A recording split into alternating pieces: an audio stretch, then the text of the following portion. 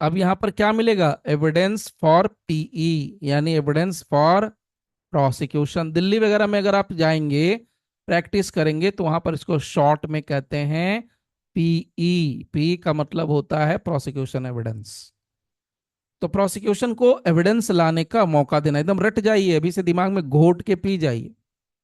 Prosecution को evidence लाने का मौका, एविडेंस मतलब गवाह होता है सर, साक्ष्य होता है हिंदी में, उसी को गवाह को साक्ष्य कहते हैं, ध्यान से समझिएगा। बहुत कंफ्यूजन होता है इसमें, तो बड़ा क्लियर कह रहा हूं। जब एविडेंस एक्ट पढ़िएगा तो बहुत कुछ कंफ्यूजन होगा, वो बार बार मैं क्लियर करते रहता हूँ बीच बीच में। क्योंकि साक्ष्य अधिनियम जो बन के आया है उसमें साफ साफ लिखा हुआ है, और पहले भी था। एविडेंस का मतलब ओरल एविडेंस होता है, एविडेंस का मतलब डॉक्यूमेंट्री एविडेंस होता है, मैंने पहले भी आप लोगों से कहा था, और एक वीडियो भी डली हुई है। पुलिस का एविडेंस और कोर्ट के एविडेंस में सर जमीन आसमान का फर्क होता है। पुलिस का एविडेंस में होता है पिस्टल, गोली, बंदूक, दिस दैट, एफएसएल की रिपोर्ट, वो सब होता है। लेकिन मजिस्ट्रेट के पास कोर्ट में क्या होता है, कोर्ट में डॉक्यूमेंट्री एविडेंस जाता है या तो ओरल एविडेंस होता है। ठीक। नाउ अब यहां पर क्या हो गया, डेट फॉर प्रोसिक्यूशन लगता है, that is section, under section, कौन सा डेट लग सेक्शन लग गया, सेक्शन 253 ऑफ BNSS। अब इसमें क्या करना है, इसमें जो गवाह है, तो गवाह क्या होता है, पुलिस वाला गवाह होता है, इसमें आईओ गवाह होता है। मान लीजिए किसी आदमी की मौत हो गई, तो जो विक्टिम है जिसका आदमी मर गया, तो डॉक्टर है, तो डॉक्टर ने पोस्टमार्टम किया, तो वो डॉक्टर क्या हो जाएगा, गवाह हो जाएगा। जिसने एफआईआर किया तो वो क्या हो जाएगा, गवाह हो जाएगा। जो उसका परिवार का लोग है या जो घटनास्थल पर लोग मौजूद थे वो सब क्या हो जाएगा, गवाह हो जाएगा। उसको क्या बोलेंगे, एविडेंस। अब वो सब आएगा अपनी अपनी कहानी सुनाएगा। नाउ अब आइए इसके नेक्स्ट नेक्स्ट पोर्शन पर। नेक्स्ट पॉइंट बड़ा क्लियर आता है, इसमें कहता है जब पी का एविडेंस कंप्लीट हो जाएगा, ध्यान से सुनिएगा, मैं पी का एविडेंस भी आपको दिखाता हूं, देखिए। पी में मतलब क्या है, जो गवाह है वो तो, अच्छा गवाह अपनी मर्जी से आता है, कहता है नहीं। गवाह को बुलाने का प्रक्रिया है सर, प्रोसेस जारी करना पड़ता है। या तो आप सम्मन जारी कीजिए, वारंट जारी कीजिए, बेलेबल चाहे नॉन बेलेबल वारंट जारी कीजिए, तब गवाह सुनेगा, इसे नहीं सुनता है। अगर आप उसको बोलिएगा भाई वाह कल केस है मेरा, आ जाना तुम मेरे कोर्ट में, मतलब मेरे केस में, नहीं आएगा। और जज साहब का सम्मन चला जाएगा तो दौड़े दौड़े आएगा, चाहे जो हो जाए, आना तो पड़ेगा ही। This is section 253। Okay. Now अब आइए नेक्स्ट पार्ट पर, तो देखिए पी हो गया, पी हो गया।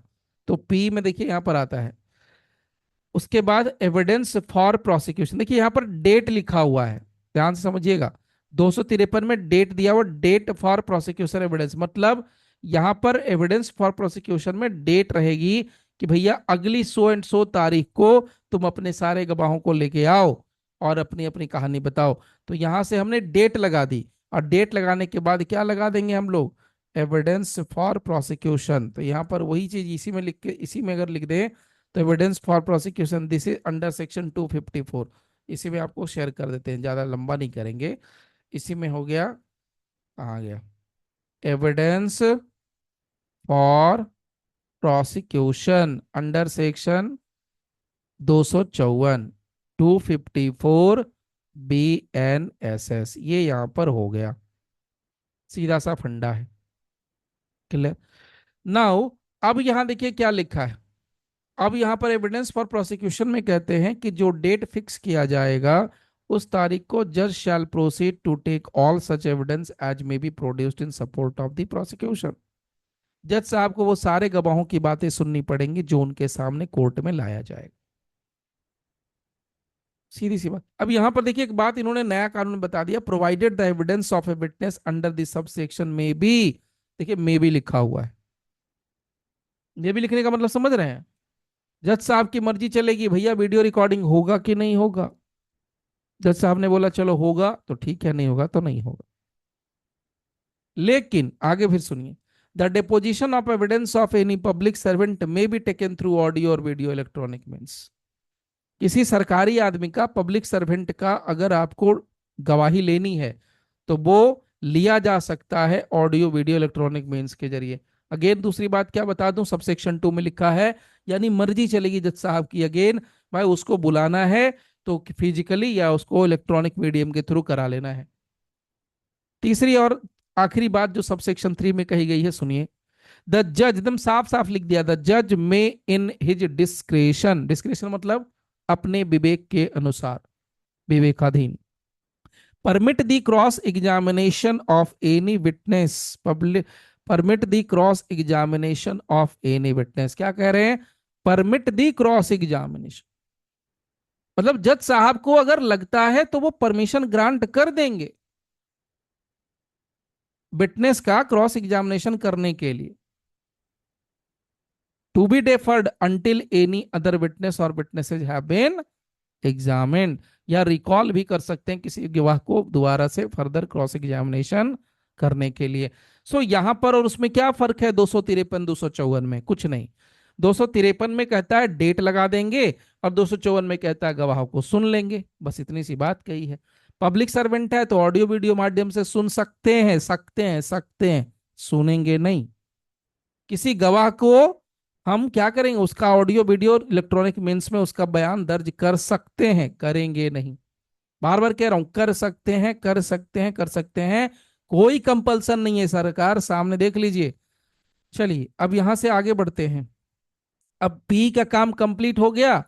अब पी का काम कंप्लीट जब हो जाता है तो जज साहब को लगता है कि अरे बाप रे, ये तो सारा गवाह आ गया, मतलब 10 गवाह था, 10 गवाह आ गया, 20 गवाह था, 20 गवाह हो गया, 25 गवाह था, 25 गवाह हो गया, जितने गवाह आने थे सारे गवाह आ गए और सारे गवाहों का बयान सुन लिया गया, दर्ज कर लिया गया। उसको सुनने के बाद, समझने के बाद, अगर जज साहब को लगता है, या अक्यूज्ड को सुनने के बाद अगर जज साहब को लगता है कि भैया केस में कोई एविडेंस नहीं है जो कि अक्यूज्ड के खिलाफ बनता है, तो फिर जज साहब क्या कर देंगे, अक्विटल कर देंगे। अक्विटल मतलब बाइज्जत बरी कर देंगे, बोलेंगे जाओ बेटा जी ले अपनी जिंदगी, क्या जी ले अपनी जिंदगी, द जज shall record an order of acquittal. यहाँ सेक्शन क्या लग गया 255, यहाँ पर क्या लिख देंगे, ऑर्डर ऑफ अक्विटल, याद रखिएगा, order of acquittal, order of acquittal, या खाली अक्विटल भी लिखते हैं तो चलेगा। ऑर्डर ऑफ अक्विटल किस सेक्शन में आया, 255 में आया, तो लिख लीजिए 255 BNSS आराम से। नाउ अब यहाँ पी हो गया, पी होने के बाद पूछा जाता है अक्यूज से, अक्यूज पूछने के बाद अगर लगता है तो ठीक है, नहीं लगता है तो क्या करेंगे, मतलब अगर दम लगता है कि नहीं नहीं अक्यूज के पास केस है, सॉलिड केस है, तो उस केस में क्या करेंगे, अक्यूज को मौका दिया जाएगा, चल बेटा तू जा अपने अपने एविडेंस के लेके आ। So entering upon defence, accused acquittal नहीं हुआ 255 में, he shall be called upon to enter on his defense and deduce any evidence he may have in support thereof। तो अगर लगता है कि नहीं नहीं नहीं नहीं उसका कुछ नहीं हो सकता कि उसको तो टाइम देना ही पड़ेगा, तो दीजिए सर, वही बात यहां पर कही गई है। ओके, एक और चीज जब बता रहे हैं आपको, ध्यान से सुनिए, ये बड़ा थोड़ा सा आपको लगेगा अजीब सा। अक्यूज्ड का अगर अक्विटल नहीं हुआ 255 में, आफ्टर प्रोसिक्यूशन एविडेंस, अक्यूज्ड को मौका मिलता है कि चलो अपना डिफेंस वाला गवाह लेके आओ, तो जो गवाह है उसके पास मान लीजिए 10 गवाह है, कहता है कि मेरे पास 10 गवाह है, तो जज साहब कहेंगे ठीक है बेटा जाओ 10 गवाह लेके आओ, ये भी ठीक है।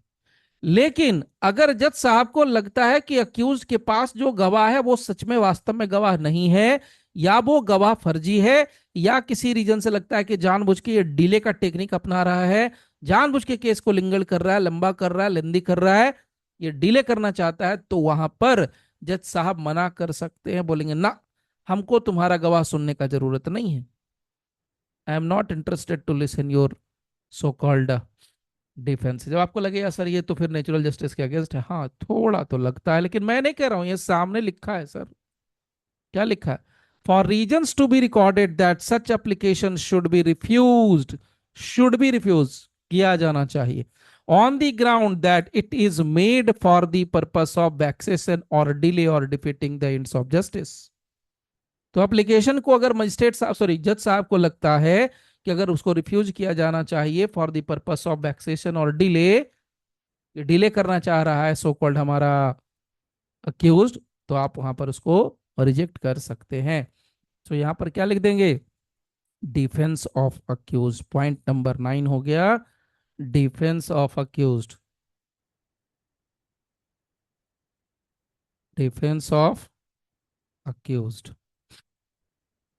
अब ये सेक्शन क्या लग जाएगा हमारे लिए, 256, ये हो गया 256, ठीक, और 256 BNSS। अब डिफेंस हो गया, देखिए सिस्टम बड़ा मजेदार है, पी हो गया भाई, डी भी हो गया, डिफेंस एविडेंस भी हो गया। जब दोनों एविडेंस खत्म ही हो जाएगा तो उसके बाद बचेगा क्या, इसके बाद आर्ग्यूमेंट, उसके बाद क्या होगा, आर्ग्यूमेंट।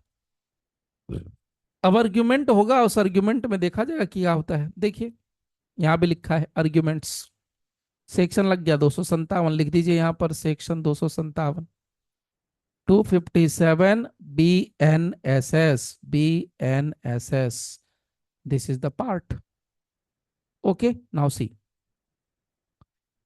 नाउ अब यहां पर आइए बात पर, क्या लिखा है, when the examination of the witnesses और the defence is complete, defence का एग्जामिनेशन खत्म हो गया, the prosecutor shall sum up his case, PP साहब को मौका मिलेगा अपना केस को खत्म करो भैया, सम अप करो, एंड द अक्यूज्ड ऑफ और his advocate shall be entitled to reply.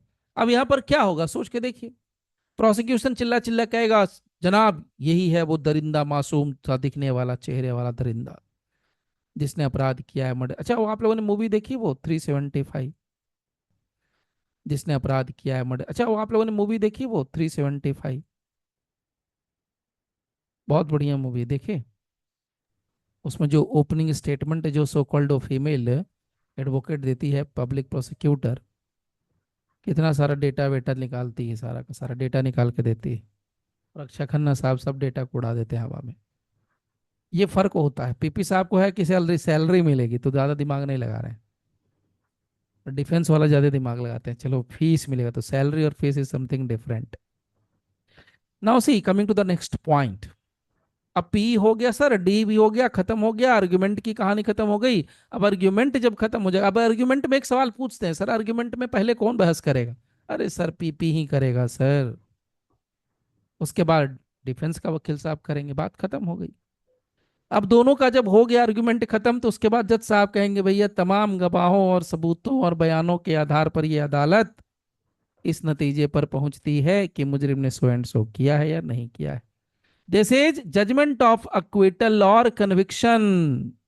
तो अब क्या हो जाएगा आफ्टर आर्ग्यूमेंट्स, क्या हो जाएगा आफ्टर आर्ग्यूमेंट्स, क्या होगा, नंबर क्या था से 9 हो गया ना 10, तो आफ्टर आर्ग्यूमेंट्स क्या हो गया, जजमेंट। आवाज आ रही है कि सब सो गए चादर ओढ़ के, जजमेंट ऑफ कन्विक्शन और अक्विटल। कुछ जी लोग सर। तो चलता है कि चलो बोल रहे हैं सर कोई बात नहीं, मेरा तो फायदा है भैया, आप जो नहीं सुनेंगे उनका घाटा है, क्योंकि बात बहुत क्लियर है, मेरा तो बार बार रिवीजन होगा, बार बार रिवीजन होगा, तो मेरा तो जितनी बार रिवीजन होगा उतना शार्प होता चला जाएगा। ये बात आप भी आपके साथ भी होगा, जितनी बार आप रिवीजन, हम जितना बैच पढ़ाएंगे उतना ज्यादा रिवीजन होगा, गलत तो नहीं कह रहे हम, आप जितनी बार रिपीट करेंगे उतना आपका शार्प होता चला जाएगा, सीधा सा फंडा है ना। तो कहेंगे कि थोड़ा सा समय दीजिए, ध्यान से देखिए, बहुत कुछ नहीं है, हमेशा अपने गोल पर फोकस करिए बस। देखते हैं वो कहानी सुनेंगे बीरबल की खिचड़ी वाला, एक उसमें एक बड़ा इंटरेस्टिंग कहानी है, आप लोग जानते भी होंगे, बीरबल की खिचड़ी नहीं, उसके पहले की कहानी। अकबर के टाइम पर एक कहते हैं गरीब ब्राह्मण हुआ करता था, इतना गरीब था कि वो अपनी बेटी की शादी नहीं कर सकता था। तो हुआ क्या कि वो राजा साहब के दरबार में गया कि भाई मेरे बेटी की शादी करनी है, मेरे पास पैसा नहीं है, मुझे पैसा चाहिए। तो कहा उस समय, ऐसा कहते हैं कहानी में, सच है झूठ है अब मेरे को क्या पता, लेकिन उसमें कहते हैं कि अकबर ने कहा कि भाई तुमको ऐसे पैसे क्यों दे, तुम्हारे अंदर क्या योग्यता है। तो उसने कहा, फिर अकबर ने कहा कि एक ऑफर दिया, देखो कि भाई ये जो तालाब है ये ठंडे पानी का तालाब है, ठंड का मौसम है, ठंड के मौसम में ठंडे पानी के तालाब में अगर तुम रात भर खड़े रह जाओगे तब तुमको पक्का हम पैसा दे देंगे। वो आते हैं ना, वो सीरियल में देखते होंगे, माँ बदौलत, डायलॉग सुने होंगे आप लोग। तो वो वही हुआ। पंडित जी गए बेचारे, मरता क्या ना करता, ठंडे पानी में ठंडा तालाब में जाके घुस गए। रात काट ली। सुबह हुआ, गए पैसा मांगने के लिए। अकबर ने भगा दिया। लेकिन भगाने के पहले एक बात पूछी कि भाई ये बताओ, तुम रात भर ठंडे पानी में रहे तो रहे कैसे? बोला कुछ नहीं महाराज, आपके घर के अंदर, आपके कमरे में या आपके आसपास जो गलियारों में जो दीपक जल रहा था, लालटेन जल रहा था, लाइट वगैरह जो जल रही थी उस समय, उसको देखते देखते कि मेरे पास गर्मी है, गर्मी, अब उसी को एहसास करते करते मैंने पूरी रात काट दी। ये कहना था तो अकबर ने कहा ठीक है, तो समझो कि तुमको पैसा मिल गया, जाओ। इसी के बाद वो बिरबल क्या करता है, खिचड़ी पकाता है। जो कहानी आप लोग जानते हैं कि भाई वो खिचड़ी जो है ना, ऊपर अनाज रख देता है, खाना रख देता है, चावल दाल, और चूल्हा नीचे लगाता है और खिचड़ी ऊपर, तो कैसे पकेगा खिचड़ी? तो वही खिचड़ी पका रहा था। तो अब ये सब कहानी का बोलेगा सर, इससे लेना देना क्या है? लेना देना है, लेना देना तो है। खिचड़ी नहीं पकाना है हम लोगों को, हम लोग को सामने से चीजों को समझ के लेना है, यानी कि दूर से बैठ के सिर्फ महसूस करना है। रियल में उसको आप अप्लाई कीजिए, यानी नोटिंग में डालिए, अपने गोल को फील कीजिए। आपका जो गोल है, कहते हैं ना कि एक लॉ ऑफ अट्रैक्शन आजकल चला हुआ है, पता नहीं सच है झूठ है, लेकिन ये बात तो है, आप गोल को जितना फील करेंगे उतना अच्छा रहेगा। तो देखिए कितना सिंपल था। आर्ग्यूमेंट हो जाएगा तो उसके बाद जज साहब क्या करेंगे? तमाम गवाहों और बयानों के आधार पर फैसला देंगे, that is judgement of conviction और अक्विटल। अब ये सेक्शन कौन सा लग गया? 258, बात खत्म हो गई, यहीं पर तो खत्म हो गया मामला। यहीं पर मामला खत्म है, अरे भाई फैसला हो गया, बात खत्म हो गई।